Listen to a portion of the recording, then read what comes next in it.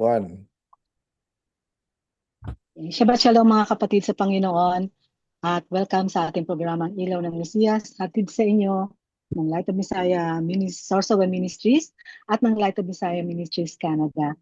Samahan niyo kami muli sa loob ng isang oras na pagtatalakay ng Torah portion ngayong araw ng Sabat, kasama ang ating Panginoong Yeshua Masiya na patuloy na nag-aanyayang samahan natin siya sa araw ng kapahingahan. Mateo 11:28 hanggang 30, ayon po dito, lumapit kayo sa akin, kayo mga napapagal, at bibigyan ko kayo ng kapahingahan. Pasanin ninyo ang aking pamatok at matuto kayo sa akin sapagkat ako'y maamo at mapagpakumbaba. Ganon din po, pinahayag din sa Hebrew chapter 4 verse 10 hanggang 11, sapagkat ang pumasok sa kanyang kapahingahan ay nagpahinga naman sa kanilang mga gawa, gaya ng Panginoon na nagpahinga din sa kanyang mga gawa. Sapagkat ang sinumang pumasok sa kanyang kapahingahan ay nagpahinga sa kanilang mga gawa, kaya't pag sumikapan nating makapasok sa kapahingahan niyaong upang hindi madapa ang sinuman kagaya ng ginawa ng mga taong mapagsuway. Ako po yung lingkod, Sister Debbie Farrello, with Brother Richard Season sa kabilang linya. Shabbat Shalom, Sister Deb. Shabbat Shalom mga kapatid, mga kaibigan. Shabbat Shalom, Brother Richard. At ang Torah portion po natin ngayon, ito po yung pinakabuod. Bibigay po natin ang buod at yan ay itatalakayin sa ating Brother Richard. Ito po yung ika-31 reading o pagbasa mula sa Torah na may pamagat na Emor. At ang title na ito, ang titulo ay halaw po sa unang bersikulo ng ating reading ngayon, which is Leviticus 21 verse 1. Ayon po dito, speak, sabihin mo sa mga pari, sa mga anak ni Aaron. At ang Emor po ay nagsisimula with special laws ng kabanalan. Yun po ay pinahayag dito, mga batas ng kabanalan, wastong kagawian at kalinisan para sa mga pari ng Israel. Yan po. At sa Leviticus chapter 23 ay pinahayag dito ang lahat ng kabuuan ng mga piyesta ng ating Panginoon. So yan po. Kaya sa lahat ng chapter sa 23, sa Leviticus, ang chapter 23 po ang palagi nating naalala sapagkat nandyan po yung kumpletong piyesta ng Panginoon. Bakit kailangan nating gawin ang mga bagay na ito? Yan po yung mga appointed times ng Panginoon. So, bago po natin talakayin ang lahat ng ito, hiling natin si Brother Richard para sa panimulang panalangin. Tayo po ay manalangin na namin na nasa langit. Maraming salamat po sa pagkakataong ito na ibinigay niyo po sa amin upang kami po ay muli makapaglingkod sa inyo sa pamamagitan ng radyo. Nawa Panginoon ay pagpalain ninyo ang inyong salita na ito ay makarating sa mga pusong uhaw na nagsasaliksik ng inyong katotohanan at ito ay maisabuhay at magbunga ito ng magandang gawa na magbibigay ng kapurihan sa inyo, Panginoon. Dahil kayo lamang ang may karapatan at karapat-dapat na matanggap ng lahat ng papuri at pasasalamat sa pangalan ng aming Panginoong Yeshua. Amen. Amen. So, Parsha Emor, Sister Deb, no? Leviticus chapter Yes. 21 verse 1 hanggang chapter 24 verse 23. So, marami na usapan dito, no? Ang dito, ang katulad na lagi kong nire-remind, ang pinakamagandang book, ano? Isa sa pinakamagandang book ang Leviticus kasi ito ay para sa mga called out ones, sa mga kingdoms, Mga tinawag. mga tinawag, ano? Ang Kingdoms of called out peace. ones, congregation of the called out ones, yan yung ecclesia sa Greek, ano? Na kung saan Parang uh, ito ay patungkol sa mga congregation ng mga mananampalataya, no? Mga messianic at mga na actually, Brad, napalitan siya ng church, mali yun eh. simbahan. Kasi hindi, Pero mali pala. oo. So, Kaya ang kaya tamang ah, ang tamang kategorya ay called out ones, mga tinawag congregation, o no? ecclesia, Congregation of the called out ones. kongregasyon. Kaya napatay niya congregation. si William Tyndale dahil ayaw niyang palitan eh. Kasi wala naman talagang Mm. word na church. Kasi ang word na church ay galing yan sa Old Greek word na kirk, which is the daughter of Okay. the sun god. Yan ang ano nun. Eh. Mm. Kaya pinanggalingan niya na medyo hindi masyado, medyo paganistic ang ano, no? Anyways, yung first 8 chapters ng Book of Leviticus ay patungkol ito sa mga Mm. sacrifices. Ano? May 5 major sacrifices. Yan yung burnt offering, sin offering, trespass offering, meal offering, saka peace offering. At yung chapter 9 naman ito ay patungkol sa ah, acceptance ng offering ni Aaron nung siya ay nag-offer para sa kanyang pagiging high priest. Yung chapter 10 ay patungkol ito sa pagkamatay ng dalawang panganay na anak ni Aaron, si Nadab at Abihu. Ang chapter Mm. 11, katulad ng chapter 23, sikat din ito kasi ito yung mga food commandments eh. Food No, commandments. sa ibang kautusan, Oo, yung mga mga yan. relationship. Um, Family relationship. ang chapter 12 ay patungkol ito sa purification ng childbirth. Ang chapter 13 and 14 ay patungkol ito sa mga leprosy, no?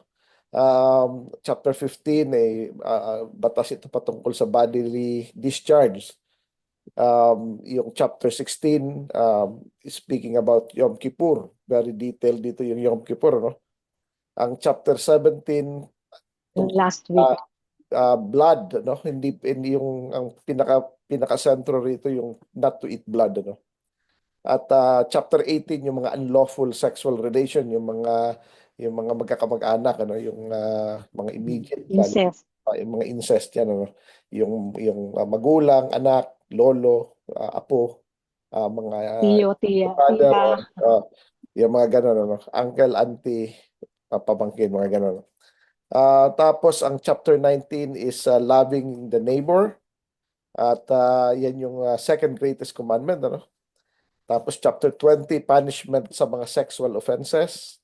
Yung kapag nagkamit ka ng Leviticus 18, Leviticus 20 ang punishment mo.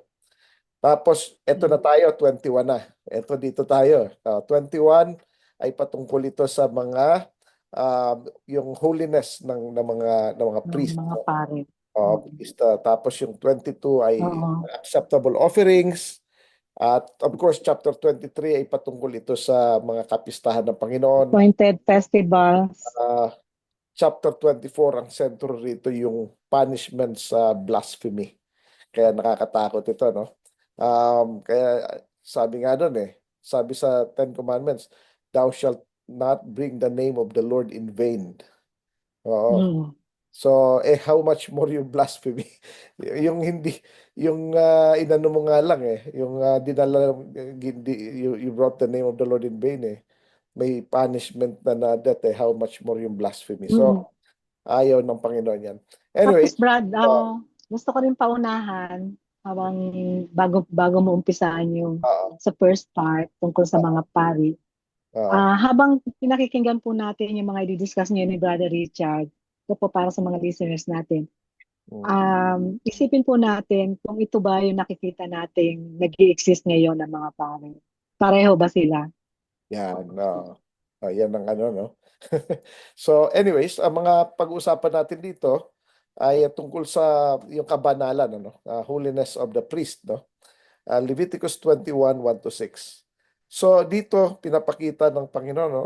Inutos ng Panginoon actually yung mga special restriction sa mga priest, ano, kohanim, kung sa mga ano, no, sa Hebrew, na Mm. in-emphasize dito yung role nila sa pag-represent ng holiness, no?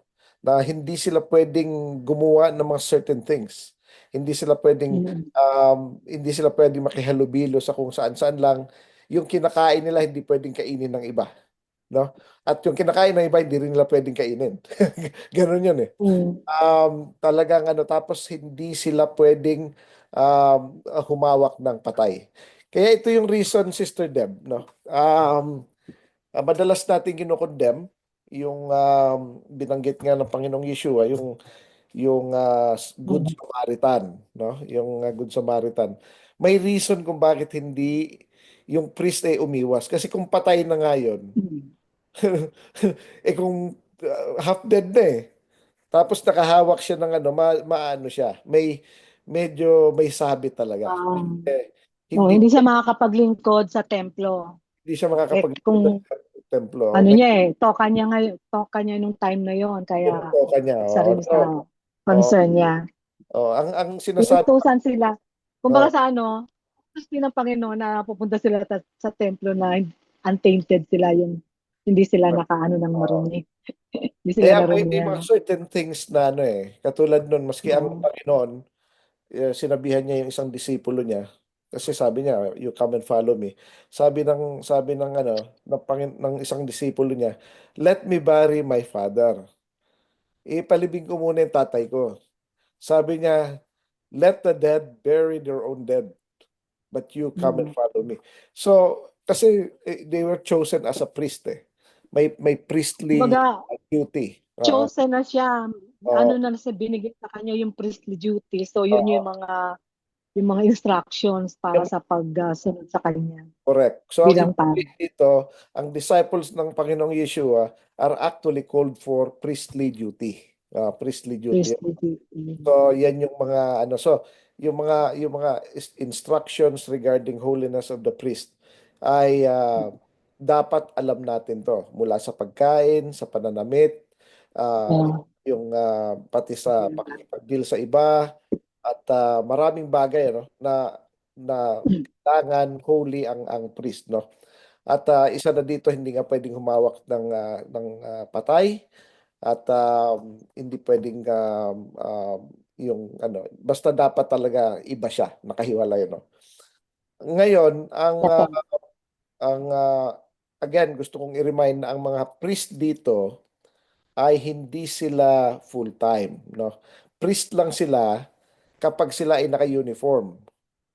At Kapag pag sila ano nila, pag toka nila, o kanila pag schedule naka-schedule nila, sila. pag may schedule sila. Ang mga priest ay priest and Levites, dinivide yan sila sa 24 division. So, Mm. yung 24 division, katulad ng tatay ni John the Baptist, si Zechariah ay nasa division of Mm. Abijah, which is pangwalo sa division. So ang ibig sabihin niyan, ang beginning of the Hebrew calendar, yung first Shabbat noon, ang magsiserve, yung first division. Kaya tapos pangalawa, second division, third division, fourth division. Kaya alam natin kung kailan nag-appear ang angel kay Zechariah kasi duty niya pang 8th Mm. division. Kaya Mm. alam natin kung kailan pinanganak si John the Baptist eh. Pag binilang mo yon, Mm. kung kailan nag-appear yung angel at 9 months nun, Passover, Sister Deb. Oo. Passover yon. Tapos Yung sabi, toka ni toka yun ng tatay ni tatay ni John the John the Baptist as Baptist, priest. Zechariah. Oo. Kasi Mm. nasa 8th division of Abijah siya. Ngayon, from that, Oo. i-count mo, sabi nung angel, magkakaroon ka na anak. Nag-doubt siya, nagtanong, so hindi na tuloy siya makapagsalita. So, pero i-count mo yon from the time ng beginning ng calendar ng Hebrew calendar, which is yung Nisan, ang pang-8, which is technically the second month, towards the end of the second month. Tapos, magbilang ka ng 9 months na ganon, papatak si John the Baptist na Passover. Tapos 6 months ang difference ni John the Baptist at ni Yeshua. Kaya alam natin na 6 months after ng Passover is Sukkot, Feast of Mm. Tabernacle. Kaya alam natin na Feast of Tabernacle siya pinanganak, hindi Christmas. Ayan, ano? So, malinaw yan, ha? Kasi ang Bible is very clear sa kaniyang ano. Kaya sinasabi nila wala namang nakakaalam. Meron yung naiintindihan ang appointed feast, alam kung kailan pinanganak ang ano kasi may counting. Lalo si Luke is talagang accurate yung kanya eh. Kaya sinabi niya sa pang 8th division of Abijah, na-meet ni Zechariah yung angel, sinabihan siya 9 months after that is Passover.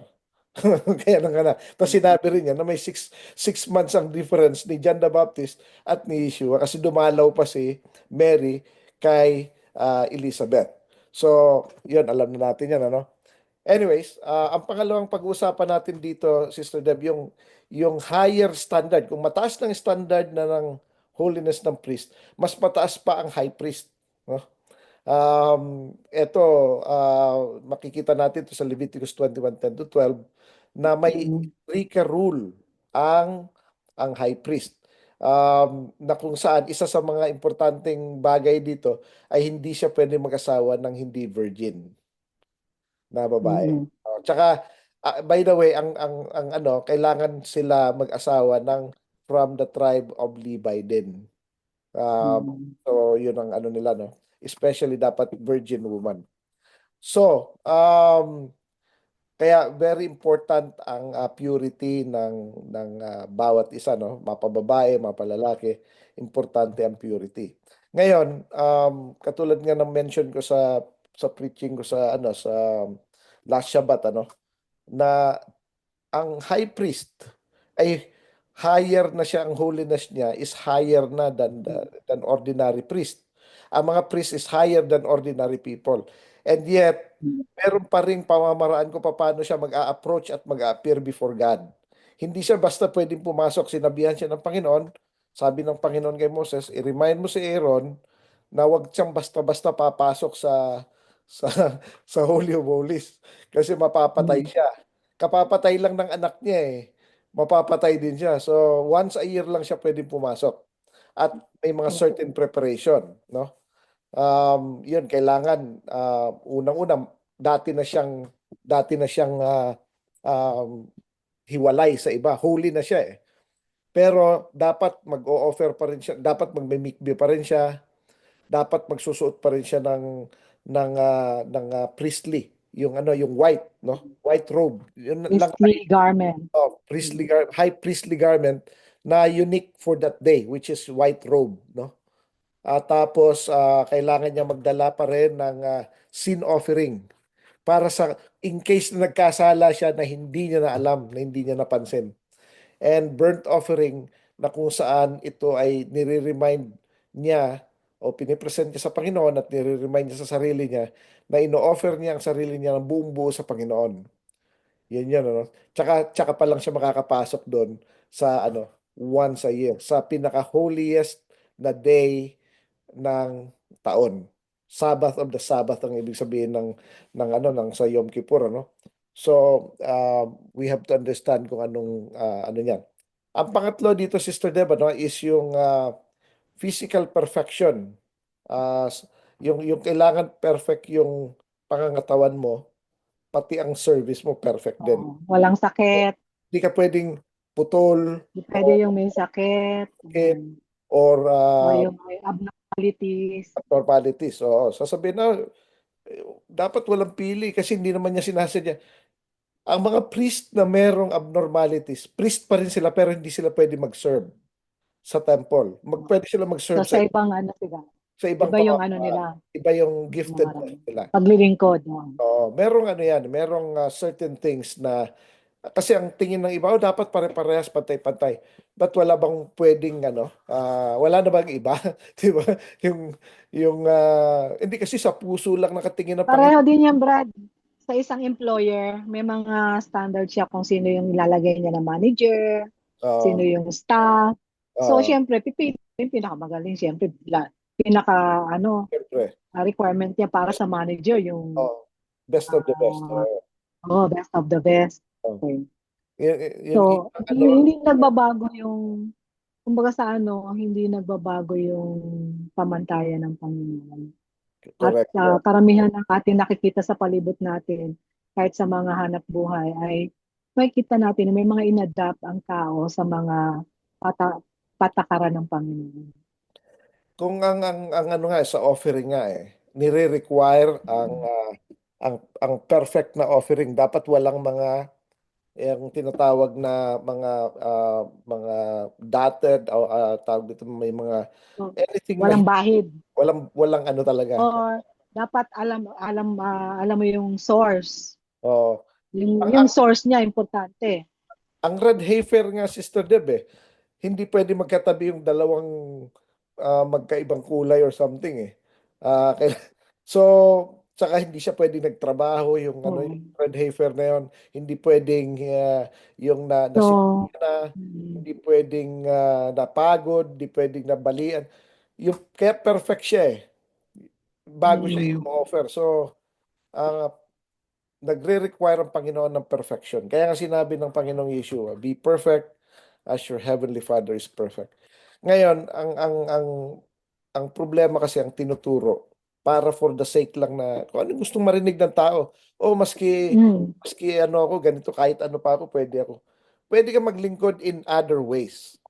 Inassign yes, oo. inassign din ng Panginoon sa iyo yung certain task, no, na hindi inassign sa iba. So, wag ipilit yung hindi sa iyo, yung ano, no. So, kaya Yung hindi karapat dapat yung hindi karapat dapat. So, pipili lang ng kung saan. Hahanapin mo kung ano yung role mo, no? Yun ang ano natin para doon. sa iyo. And then you do it perfectly. Yung doon, ano. Mm. So, physical perfection, saka perfection in service. Kailangan talagang kung ano yun ang tinalaga sa'yo, mahusay ka ron, yun ang gagawin mo, no?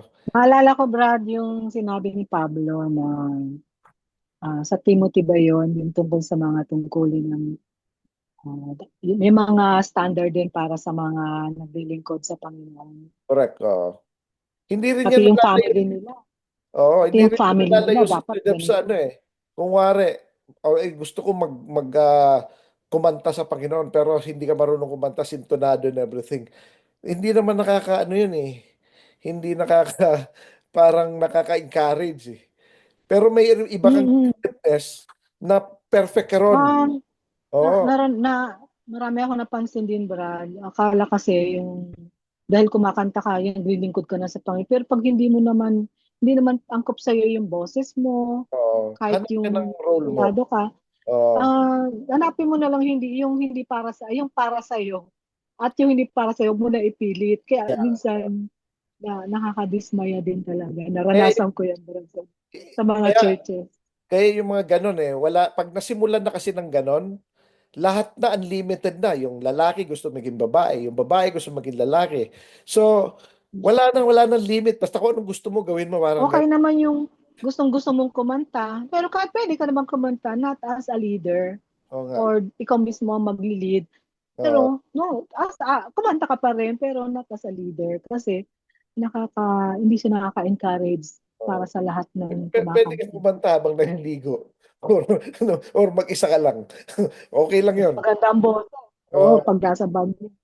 So, ang point dito is may calling bawat isa. Ang babae tinawag para maging babae, manganak and Pag, everything. Yung ako lalaki nga, bro, naman, naalala ko noon, gustong-gusto ko magpiano. Natuto ako yung rido lang, uh, tinitipa mo lang yung ano. Tapos, na-realize ko, sabi ko, hindi ako, kahit ang tagal ko na nagpa-practice, hindi pa rin ako gumagaling. Ini-stop ko na, sabi ko, hindi ako para dito. meron kang ano, Hindi ito. may Pero mga gusto giftedness. ko siya. Interested Ayaw ako, ng pero piano sa'yo. yan. Uh, Ganun, no? So hanapin Okay. natin kung ano ang gifted. Hanapin natin ano yung gift na binigay sa atin Uh, ng Panginoon Saka na ang, pwede ang sa Kanya. ang iba kasi niisip nila ang spiritual gift lang ang meron eh, or pagkanta or spiritual gift lang. Even yung physical, magaling kang mag-carpentry, that's gifted. Yes. Magaling kang magluto, Mag, gifted yan. mag-decorate, Magaling kang mag-decorate, magaling mag-decorate, kang makipag-usap sa tao, mag-entertain, magaling kang oo, mag-encourage, magaling kang magturo sa mga ah, bata. maraming gift. Mapa physical, mapa other things, no? So yun ang hahanap Naalala ko to. at Naalala ko yung karanasan ko, brad. Halos lahat gusto kong gawin.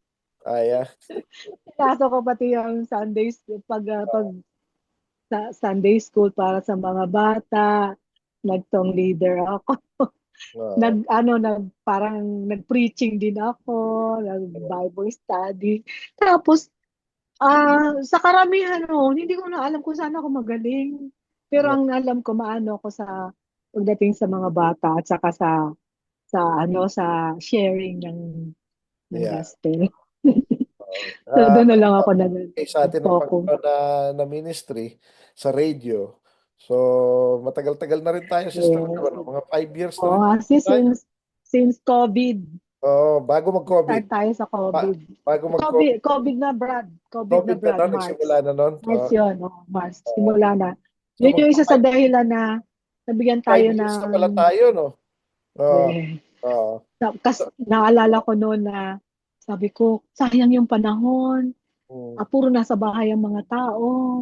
This is oo. the right time para may Yeah. bahagi yung tura ng Panginoon. Oo. So anyways, going back dito sa ano, ang another pointer natin dito yung mga offerings must be without defect, ano. So na-mention natin yung Mm. tao dapat walang defect, yung sa kanyang service dapat walang defect, at ang offering dapat wala din defect, no. Leviticus 22:20 to 22. Dito, yung mga kinita, Sister Deb, halimbawa, pinagbabawal sa Torah na ang pinagkitaan mo galing sa idol, galing sa kasamaan, galing sa mga Yung source niya. ang source niya, hindi mo pwedeng dalhin sa templo. Hindi mo pwedeng i-offer sa Panginoon. So anong Hindi gagawin mo siya doon? Anong, hindi anong siya gagawin mo? accepted. Hindi accepted doon. Well, for one, una dapat wala ka noon. Bakit kasi nagkaroon ka ng kita sa galing sa Oo. O ah kaya galing sa napanalunan mo sa sugal. hindi pwede 'yon, ano. So, kaya ang pwede mong gawin doon, ibigay mo sa mahihirap. Yun lang ang paraan doon. Pero hindi mo pwedeng i-offer sa temple 'yon. Bawal 'yon, no. Hindi katanggap-tanggap sa Panginoon 'yon. So, tapos dito rin sinasabi na lahat ng offering natin, kung wari, lalo sa minsan yung pag may mga gathering, ano, katulad sa dito, every Shabbat nagdadala kami ng pagkain to share with everyone. Tapos lahat naman Mm. nagdadala, parang potluck ang dating. Part ng offering 'yon. Dapat ang ibibigay mo yung best, hindi yung tira. Mm. Hindi yung, oh, ito yung sobra natin kagabi, dalhin natin doon para mapakain sa kay brother, kay sister. Huwag pong ganon. Dapat, ang dadali natin yung dedicated talaga para sa Panginoon. Ito, lulutuin ko to, or binili ko to para sa Panginoon, para sa mga kapatiran. Kaya, yung best lagi. Kasi offering yon, hindi yung may sobra ako ditong sinangag, may sobra akong sinigang, may sobra akong So, barbecue. yan yung offering, may mga offerings na hindi lang para sa pare, kundi para sa lahat. Pinagsasalon-salunan. Yeah, no. Actually, ang offering naman talaga sa temple system, kumukuha lang ng konting portion ng priest. The rest is para Oo, dun sa kaya. nag-offer at sa mga kamag-anak niya, pamilya niya, at mga taong nagugutom doon. Yung mga isinishare niya yun talaga sa lahat. So part Mm. yan ng yung oneg is part ng service natin sa Panginoon on the day of the Shabbat o Shabbat dinner, ganon. Kaya dito sa bahay, laging special yung pag-Shabbat, may Shabbat dinner kami. Special yun. Kasi yung pagkain na yun is actually offered before the Lord. Kaya yung best yun. Mm. Hindi yung mga tira-tira dito, yung sobra kahapon, yung mga pangatlong init na, no? Yung mga ganun, no? Unless, of course, Oo. wala ka na talaga pagkain, wala kang pera, then what can we do? Oo. Pero kung meron namang way and means, dapat yung best pa rin, ano. Yun ang ano ron, ano. Ngayon, ang panlima nating talking points dito ay reverence for God's name, ano. Yung paggalang sa pangalan ng Panginoon, Leviticus 22:32, Mm. na kung saan ay sabi ng Panginoon dito, huwag mong ipoprofane ng holy name niya, no. um, Dapat siya ay yung ma-honor ang pangalan ng Panginoon Mm. sa Israel and actually in the whole world, no. Kaya kabilin-bilinan ng Panginoon, thou shalt not bring the name of the Lord in vain. Sabi niya, for I will Mm. not take him innocent, I will not take him guiltless of those that bring the name of the Lord in vain. So ano may talagang may pahabol pa ay hindi lang niya sinabi na huwag mong dadalhin in vain, may kasunod pa na punishment. Kung ang well, ang second ano rin naman, ang second commandment sa Ten Commandments ay may punishment din. Sinabi din niya na I will sabi niya, but I will punish those who hate me until the third and fourth generation. Or I will visit their iniquity, sabi niya. So that's a punishment actually. Pagdating sa third commandment, may punishment na naman. Sinabi naman niya, I will not let him be guiltless. So hindi niya ipapardon yung ano, kaya ano at dito sa portion na to, binanggit na may isang tao na nakipag-away sa isang Israelite. Yung tao na yon ay half Israelite, half Egyptian. Ito na, Mm. binabanggit dito, anong diferensya ng isang purong mananampalataya at yung kalahati lang. Dahil may kalahati. Egyptian yung tatay, Israelite yung May nanay. lahi lang. Anong nangyari? Kasama siya ron pero dinefile niya ang pangalan ng Panginoon. So anong ginawa sa kanya? Pinatay siya. So, isa ito sa mga nasampulan, ano? Ang unang-unang nasampulan dito, of course, ang unang nasampulan talaga ng judgment ng Panginoon, yung 3,000 na 3,000 na nagsumamba sa golden calf, no? Maski Mm. dumating na si Moses, Exodus. Miguel, so Mm. 3,000 yon. Ang kasunod nun, si Nadab and Abihu. Di ba? Mm. Ang pangatlo nun, ang na-violator ng Sabbath. O, ang pang-apat, ito, inano niya, yung inano niya ang pangalan ng Panginoon. So, nasasampulan Binasted. talaga eh. Oo, may Mm. sample sila eh. So, kaya maging careful po Eh tayo. yung ano ni Miriam, yung nangyari kay Miriam. Well, hindi naman si Miriam napatay. So, ito Ay, kako oo, yung mga yung mga pinatay na-judge. talaga, mga Mga talagang judge. naanuhan na eh. Yung, sakit lang yung Napuruhan. judge nun sa kanya. Napuruhan talaga eh. So yun pala yung mga death penalty, yung mga ginawa nila. Actually, lahat ng nasa Ten Commandments, death penalty yan. Sister Deb, ano? Um, Mm. Mula sa paggawa ng yung having a different God, paggawa ng idol, pag bringing the name of the Lord in vain, violation of the Sabbath, yung dishonoring the parents, yung murder, adultery, Mm. yung sabi, paano yung nagnakaw ka lang naman ng konti, patay ka Oo, kagad. nagnakaw. Pero ang ano kasi diyan, ang sinasabi doon, thou shalt na deceive Covet. for gain. Thou shalt not deceive for gain. Harap-harapan yun eh. Actually, Deceive malalim for yan. gain. Malalim yung sister. Mm. Hindi Um, lang siya yung simpleng nakaw, Ilang basta simpleng na kundi kasi dinideceive mo for gain. Um, Especially ito, sister, diba, no, yung mga religious leaders na ano nila yung yes. mga tao para Oo. Marami dadali, na na-convict na ganyan marami na silang Mga nakuha, mga ganon. oo, tapos may nakakabili na sila ng mga eroplano. Mga budol-budol. Sarili na sila. Ano. So, Nabubudol nila yung mga members. so, tapos, Yung pala yun, yung false witness, thou shall yung not fake, covet. yung fake news, hindi, yung Fake thou news, shalt not bring false witness against your neighbor, yung fake news. Fake news, false mismo, witness. intriga, yan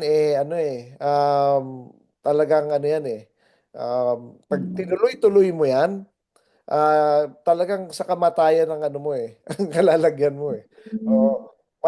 Maring list siya sa listahan pero pag dinire-diretso mo pa rin yan, may kalalagyan ka. Ganun pa rin. Oo. Tapos coveting is ganun din. Nagnanasa ka ng property ng iba, ng So, mga kasama na dyan, Brad, yung yung mga,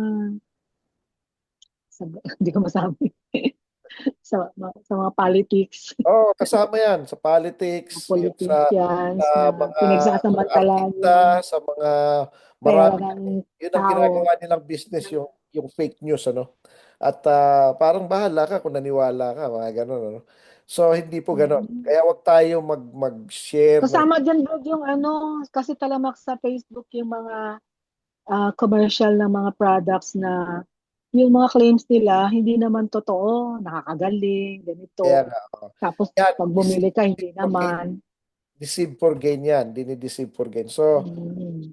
pagka dinire-diretso nila yan, ang ibig sabihin ng yung iniquity, ano?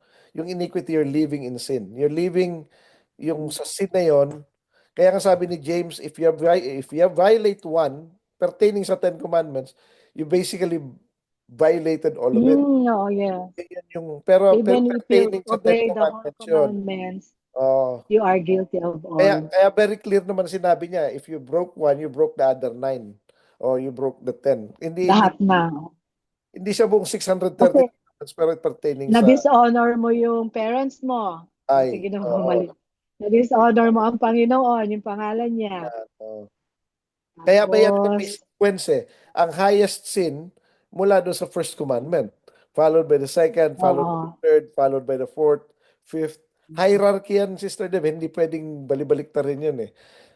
Pero lahat ng anything na na pertaining to that will lead to death if you will not change. No? Pero napansin ko yun, ah, sa lahat ng iyon, pwede siyang pumasok dun sa dishonoring the parents. Halimbawa, buhay pa ang parents mo, tapos may mga ginawa ka sa kahit isa doon sa mga commandments na yon, siyempre malalaman ng tao, kaninong anak yan? Bakit niya ginagawa yon? Yan, So, nag-dishonor yung pangalan ng di parents. ba nga, yun nga ang di ba binanggit sa yung binanggit pa ang pangalan ng nanay nung nung dishonor sa pangalan ng Panginoon eh. Binanggit pa yung pangalan ng Hmm. yung tatay sinabi lang Oo Egyptian, nga. Oo. pero yung nanay kawawa naman yung nanay, di ba? So, kaya iyan lesson din na wag Kaya pupunta sa pala sa Proverbs, nababanggit doon, ang masamang anak ay kapighatian ng nanay, yan. pero ang mabuting anak ay honor ng father. Ay, ganun. Ang Pagka mabuti sa pagka father. Pag pagkasukin mo masama sa anak, nanay, anak kasi mo yan. nanay ang nag-alaga. Oo, anak anak Nanay ang ng nanay, nagpalaki, oo. anak ka ng nanay mo. Baka patunay yon na sa mga panahon na yun, talagang nanay ang in charge sa mga pagpapalaki ng mga anak. Pagkasutil, anak ka ng nanay mo. O pagka proud, anak ng tatay niya yan, di ba? Ang galing, ang galing. Oo, Mana sa tatay. sa tatay, ganun. Ganun talaga. Anyways, dito sa Leviticus chapter 23, the whole chapter pertains to appointed feast ng Panginoon. Ito yung mga kapistahan ng Panginoon, dito yung Shabbat, na unang-una eh. These are my days, sabi niya. Ito yung unang-una binanggit yung seventh day Sabbath talaga eh. Hindi. Tapos Passover, Shavuot, yung mga ganun, no? Of course, ang Shavuot, Sister Deb, no? Dahil nabanggit ko na rin lang naman, ay ang Mm. celebration nito ay from sundown ng June 1, no? So sundown ng June 1, which is Sunday evening, and hanggang sundown so ibig sabihin Monday noon, Sister Deb, mga kapatid, mga kaibigan, Mm. ay dapat wag tayo magwo-work, no? Kasi isa yan sa mga special Sabbath ng Panginoon, ano? Mm. Ngayon sa diaspora, ang practice, pero ito traditional na lang, is nag-extend pa siya hanggang 2 ng sundown hanggang 3. Pero kung kaya niyong gawin, okay lang. Pero ang biblical, yung tradition kasi yon. Pero ang biblical is uh, from the sundown ng June 1 hanggang just before sundown ng June 2, meaning ito ngayong year na to, is hanggang Monday, no? Monday. So no work on Monday. Okay? 2 weeks from now na yan, Sister Deb, no? 2 weeks from now. Ngayon, ang mga appointed feast ng Panginoon, yung mga special Sabbath, which ay yung first day ng Passover, ng Feast of Unleavened Bread, which is Nisan 15, saka seventh day ng Feast of Unleavened Bread, which is Nisan 21, ang Shavuot, um, isang araw na Shavuot, tapos ang Nisan, no, Tishri 1, which is Feast of Trumpet, so yun ang pang-apat na special feast. Tapos Yom Kippur, yan ang holiest. Huwag kakalimutan yan, no? Which is on the Mm. 10th of Tishri. Tapos yung first day ng Sukkot, which is 15th ng Tishri, tsaka 8th day ng Sukkot, 8th day ng ano, so which is 22nd, which is Shemini Atzeret. So 7 na special Sabbath, no? Um, in a year. In addition dun sa weekly Sabbath. So kaya sinabi ng Panginoon, um, remember my Sabbaths, plural eh. You know. So hindi siya pertaining lang sa seventh day Sabbath, no. So dito, no, ang mga appointed feast ng Panginoon ay naiiba siya compared sa mga ibang mga kapistahan ng mundo. Kasi ang lahat ng appointed feast ng Panginoon, unang-una biblical ito. Ha? Ang Christmas, New Year, um, uh, February 14, Valentine's, ang Easter, hindi biblical yan, no? Mother's Day, Mm. Father's Day, kung ano man mga kapistahan ng mga nasa summertime ng Pilipinas o saan man mundo, yung Halloween, no? Hindi po mga walang biblical basis yan, no? But to mention, yung dalawang in addition yung kasi may seven Levitical feasts, no? Andiyan yan yung Passover, unleavened bread, first fruit, Pentecost, Yom Teruah, which is Feast of Trumpet, Yom Kippur, which is Day of Atonement, saka Sukkot, no? So 7. Mayroong dalawang Memorial Day. Ito yung Purim na makikita ito sa Book of Esther, still biblical. Tapos ang Hanukkah, wala sa ah, Tanakh, pero nasa Book of John. Oo. Kaya biblical pa rin, no? So lahat ng mga Mm. feasts and at mga memorial days ng Panginoon ay biblical. 'Yun ang una ron. Pangalawa, Mm. meron itong monumental event in the past. Ibig sabihin may nangyari in the past na um, Mm. interesting or memorable, no? Alam natin ang Passover, yan yung time na kung saan ay ginudge ng Panginoon ang Egyptians, yung death of the firstborn, while yung mga Israelites ay hindi. At alam din natin na on the Passover, si Yeshua ay pinatay sa krus, no? Sa Kalbaryo. Ang Feast of Unleavened Bread, ang ano naman ito, ang monumental event in the past ay nakalaya na ang mga Yung Israelites sa Egypt. Okay? mm. Tapos isa sa monumental event nito ay yung paglibing kay Yeshua, no? Yung libing niya. Tapos ngayon ang first fruit, ang first fruit niyan ito Sister Deb ay ang monumental event nito ay yung pagpasok ng Israel sa land of promise. Kasi inutusan sila, although nakalagay sa Leviticus 23, ang Feast of First Fruit, hindi nila pwedeng Mm. i-celebrate ito until makapasok sila sa land of promise. Kaya nung first celebration ito, sa land of promise nakapasok sila. Nakapasok na. Yan ang monumental event. Ang monument, saka huminto na rin ang mana after that, no? Mm. Then ang monumental event, dito naman nag-resurrect si Yeshua, or at least dito siya na-discover na nakabangon na siya sa kanyang sa grave, ano? Um, Ang Pentecost, alam natin ang Pentecost, una giving of the law, giving of the Ten Commandments, giving of the law. Yan ang mm. monumental event niya. Another monumental event niya, pagdating ng Holy Spirit Sa Book of Acts. sa Book of Acts. So yan, ano? Ngayon, ang Yom Teruah, ang Yom Teruah, ano ang monumental event Of event in the Champo. past nito?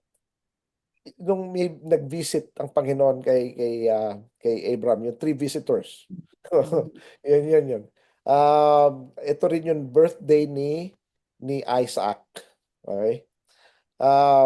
Tapos ito ang mga dito naman sineselebrate o kinakrown ng mga king of Israel.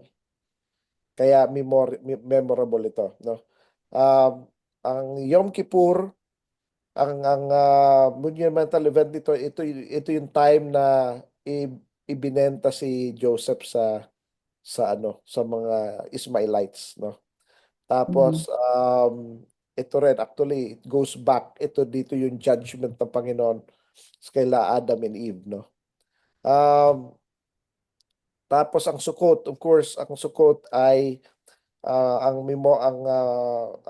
monumental event in the past, yan yung time na kung saan ang mga Israelites ay nasa desert, no? Ito rin yung time ng si Jacob ay nakasalubong niya si Esau na kapatid niya at nagkaayos sila at nakapagtayo siya ng mga suka sa ano para sa kanyang mga animals, no?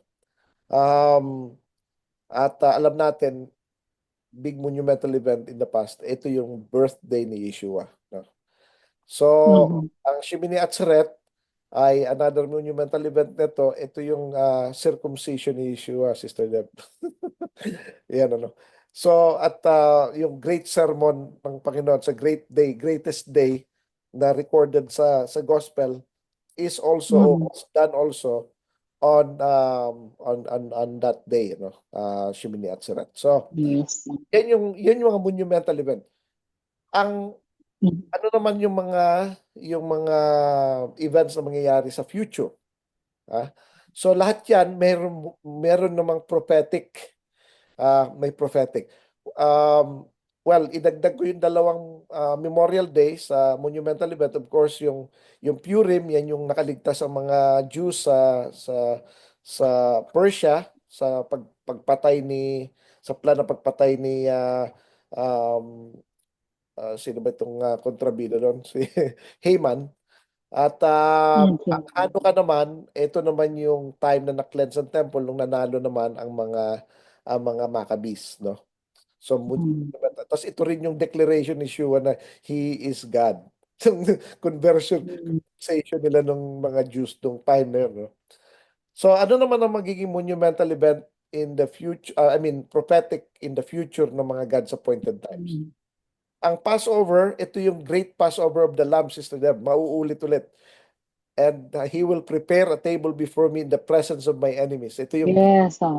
great banquet of the Lamb na sinabi ng Panginoon, I will not drink this fruit of this cup until the kingdom comes. So, ito Mhm. yon. Yan yung monumental bread. Ano naman ang unleavened bread? Yan yung pag-cleansing na Sister Deb. Kaya inaalis natin yung mga ano eh. Yan Kasi yung walang libadura walang libador. ang Yan yung buhay. millennial kingdom, Sister Deb eh. Wala nang sin. Inalis na si Satan, inalis na yung mga kalaban, malinis na. O kaya ano yan yung millennial. Wala nang unleavened. Wala na. Wala nang leaven. Ang Puro first fruit, unleavened. ang celebration yan when we enter the land again, no?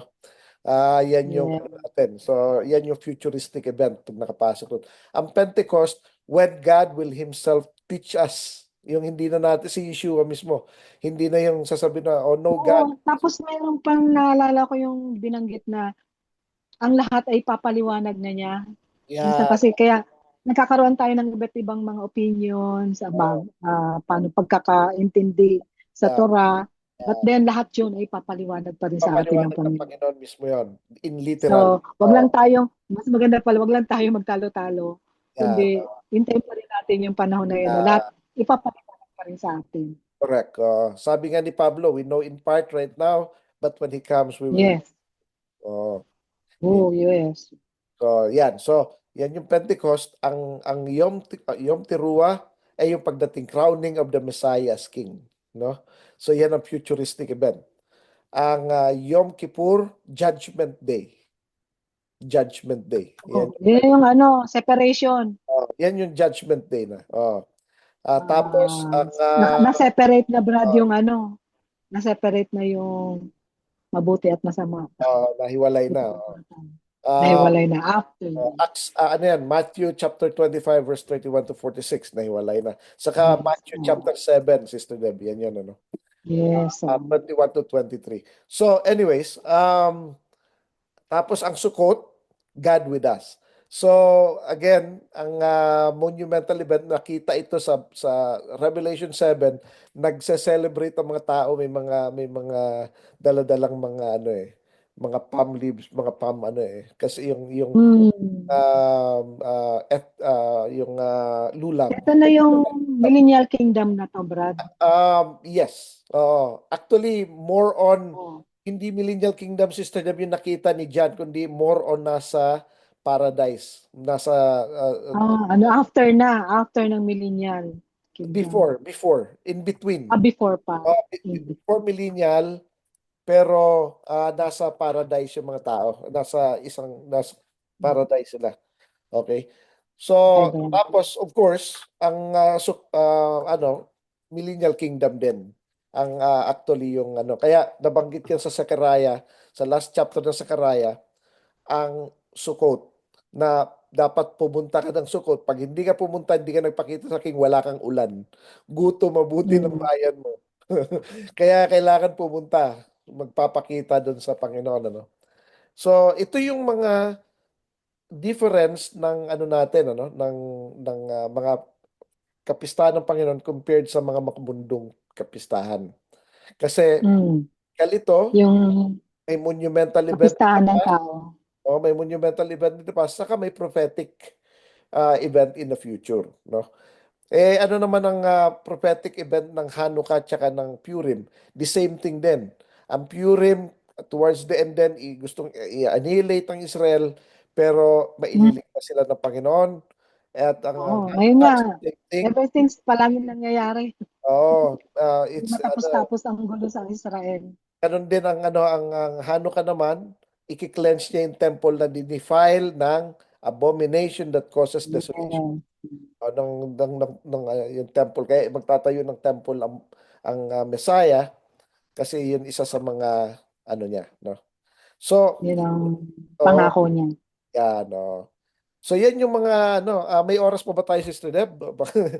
Matatapos na tayo. Kailangan natin magpaalam. Okay, sige, kailangan na natin magpaalam. Okay, so, ah, yun po ay hindi na ako magko-conclusion because maano naman maliwanag yung mga pinahayag mo, Brad, ang tungkol sa mga pagkabanalan ng mga pari na nag-serve sa templo at ganun din na talakay mo rin yung mga anong mga anong offerings ang holy na karapat-dapat at tinatanggap sa templo bilang katanggap-tanggap sa Panginoon, mga acceptable offerings, and then itong appointed festival, Sabbath, Passover, and Lebanon.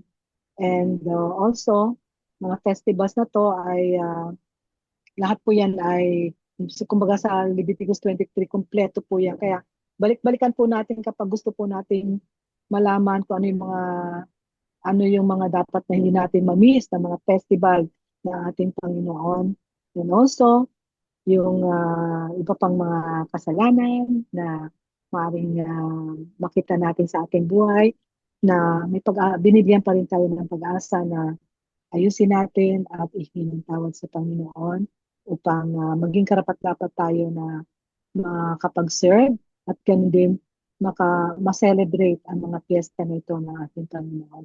Ilingin muna natin si Brother Richard para sa closing prayer at ganun din sa benediction. Okay. Tayo po ay panalangin. Ama namin na nasa langit, maraming salamat, Panginoon, sa pagkakataong ito na muli niyong binigay sa amin upang makapag-discuss ng Parsha Imor, kung saan ay tinalakay namin na ah, ihayag o sabihin ng mga dapat gawin ng isang mananampalataya at gawin ng bawat isang ah, ah, taong kasama sa priesthood na itinawag niyo, Panginoon. Nawa ay itong mensahe ninyo ay makarating sa mga pusong nagsasaliksik ng inyong katotohanan Yes. at mga taong napili ninyo upang maglingkod sa inyo, Panginoon. Pinabalik po namin sa inyo lahat ng papuri at pasasalamat sa pangalan ng aming Panginoong Yeshua. Amen. At Amen. Amen. sinabi nga ng Panginoon kay Moses na iutos kay Aaron at sa kanyang mga anak na i-bless pagpalain ng mga anak ni Israel sa ganitong pamamaraan. Ibarakak Adonai bishmerecha. Yair Adonai panavelecha vikunecha. Yisa Adonai panavelecha v'yesem lecha. Shalom. The Lord bless you and keep you. The Lord make His face shine upon you. The Lord be gracious to you and give you shalom. Ang ating mga pinalakay ngayon ay ipopost natin sa ating Facebook page, Light of Visaya Source of the Ministries. At patuloy po natin enjoy ang araw ng kapahingan kasama ang Lord in the Sabbath, Yeshua Messiah. At tandaan po natin ang tunay na nagmamahal sa Panginoon ang siya ang sumusunod sa ating Panginoon. Ako po yung naglingkod si Sir Debbie Ferrello with Brother Richard Season na patuloy na nag-iiwan ng pagpapala at the joy. Sabi nga, the joy of the Lord is my strength. Nais po natin patuloy na magkaroon ng kalakasan sa ating pananampalataya, kahit po sa ating mga physical na pangangatawan. Always, isipin po natin yung pagkakaroon ng joy, kaligayahan sa piling ng ating Panginoon. So, sa muli, maraming salamat at Shabbat Shalom po sa ating lahat. Shalom.